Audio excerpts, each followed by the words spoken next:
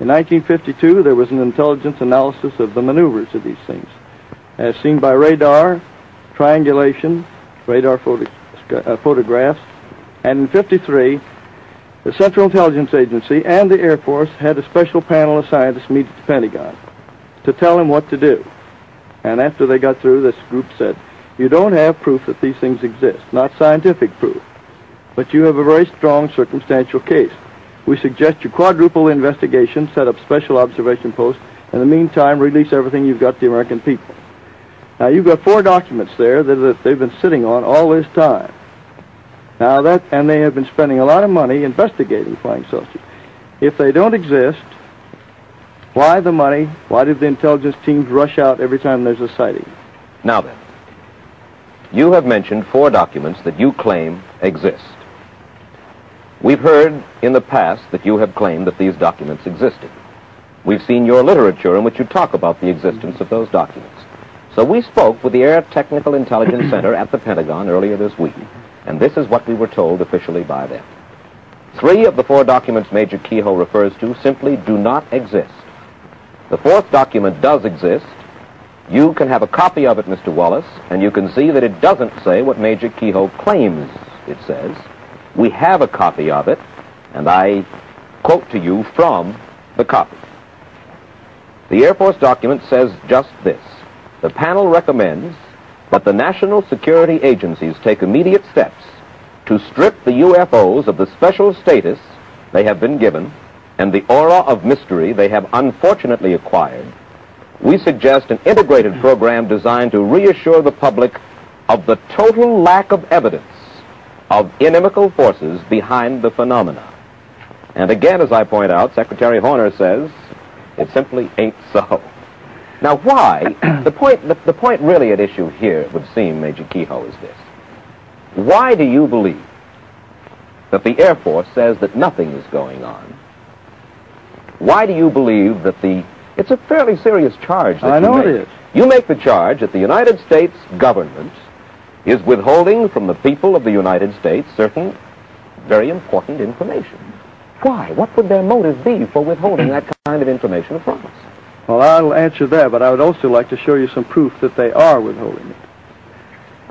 The reason that was given to me when they were working with me back in 52 and 53 was, first, that they were afraid of hysteria. Remember the Orson Welles show way years back when he scared people into the hills with the idea of invading Martians? Then they were also afraid that it would upset organized religion. That was a smaller factor, but there was some fear of it. Later, they were afraid that these accidents, when interceptors had chased these things and had been lost or had crashed, might be considered proof of hostility. Now, I would never have put my name on anything if it were a matter of personal opinion. I've talked to and read the reports of hundreds of pilots and radar men and guided missile trackers who've seen these things, and some of them are very important names. The Air Force says they have this down to 1.9%, but you'll notice the word current in there. They mean we are currently explaining. Now, I have in my possession a copy of Special Report 14, which is their Bible on this. In the back, it has a table showing that 3,201 cases they examined, 19.5% were unsolved, and they admit they still are unsolved. You add up what they've had since then, it makes over 12% of the reports. And those are mostly from the best possible sources. Well, now, wait just a second. I'll use your figures. The Department of Defense released an official bulletin on November 5th, 1957, saying that from June of 55 to June of 57, a 2-year period, just a fraction over 2% of all investigated unidentified flying objects had to be listed as unknown. 2%. So that's your 1.9. What was the period again? 55 to 57. The rest were determined to have been balloons, airplanes, hoaxes, and a category about 12% called insufficient information, which means that the report was so flimsy that there was simply nothing to check on. I must confess that they've certainly shown me no classified material, but they have opened their files quite willingly to us in our preparation for this program tonight. And they've given us very convincing evidence, Major Keyhoe, that it is largely, I shouldn't say largely, I'll say 99 and 44 100% a hoax. Now, you mentioned... A hoax? Well, when I say calling a lot of good pilots hoaxsters, then. No, not hoaxsters.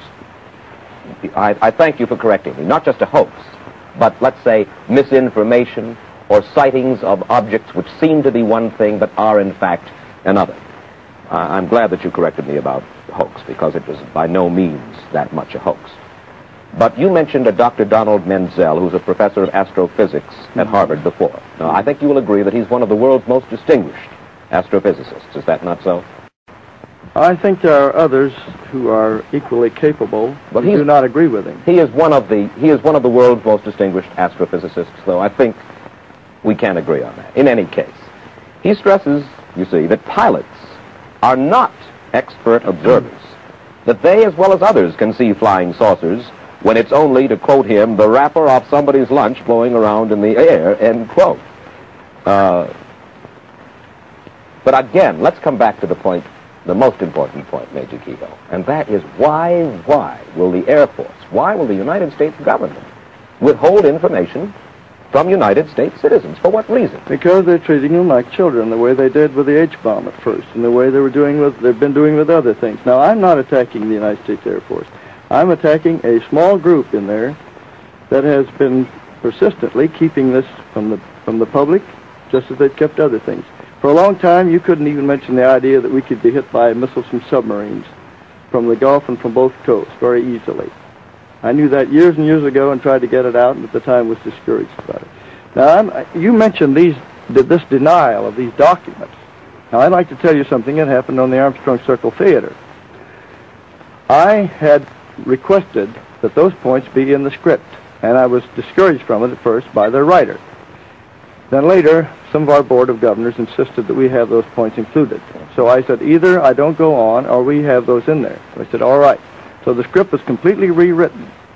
Now, those were in the script as it was first rehearsed, but when the second rehearsal came along, and the Air Force saw the mimeograph sheet, the Air Force representative, according to the Armstrong writer, said they would immediately deny it on the air, even though it meant denouncing their own former project chief. Now, the source for this is Captain Edward Ruppelt, who was the head of Project Blue Book for 2 years, and at that time he was considered good enough that he briefed President Truman on these things. Mm-hmm. He was the top man. Rank didn't mean anything. It's your experience that counted. All right. He says these things existed. He put it in the book, which was cleared by Security and Review in the Air Force. On December 5th, 1955, that was cleared. It's in his book. He's never been hauled in and court-martialed. Now, I have here, and if you allow your camera to come in on it, this is a sheet from the script of the Armstrong Theater, which was deleted. This was crossed off, and I was told that I couldn't say it on the air. Mm-hmm. Now, that was censorship by intimidation. This can be matched up with the other sheets from the Armstrong Circle script, and any typewriter expert will show you. Well, I'm certain they ordered it taken out. I'm certain that people believe you. The only thing is that the next morning I distinctly remember reading a report by you, Major Keyhoe, to the effect that no censorship, no pressure of any kind had been put upon you. I'm sorry, Mr. Wallace. I know that statement almost by heart. Yes. I said that CBS and the Armstrong people were not to blame for cutting me off the air when I tried to mention the fact that a Senate committee was working on the secrecy angle. I never mentioned this that night to anyone because I had promised that I wouldn't say anything about it on the air that the Armstrong people. It was taken out, and I will do this. I will ask the United States Air Force to have the Marine Corps put me on active duty for court-martial if that is not the case.